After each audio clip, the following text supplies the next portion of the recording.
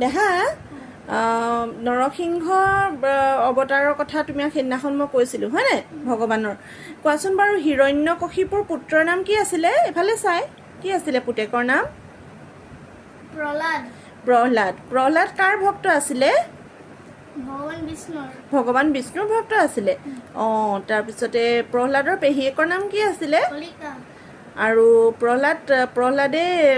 প্ৰহ্লাদৰ গুৰুৰ নাম কি আছিলে টিচাৰৰ নাম কি আছিলে হন্দা মৰ্ক এই অসুৰৰ গুৰু আছিলে অসুৰৰ মতে কাম কৰে অসুৰৰ টিচিং বিলাক দিয়ে হয় নহয় তাৰপিছতে কোৱাচোন বাৰু হিৰণ্যকশিপুক কোনে বধ কৰিছিলে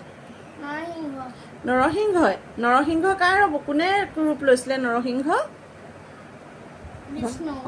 ভগৱান বিষ্ণুৱে ৰূপ লৈছিলে নকৰিবা নৰসিংহ চিনেমাখন চাবলৈ মন গৈছে নেকি তোমাৰ নৰসিংহ চাবলৈ নাই যোৱা ভয় লাগে নি এতিয়া নহয় মই তোমাক এনেই সুধিছো মন যায় নেকি চাবলৈ সেইখন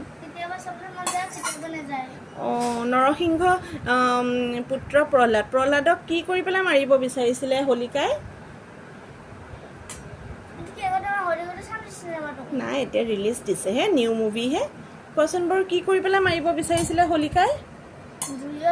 তাৰ শেষত কি হ'ল হলিকা লাষ্টত কি হৈ গ'ল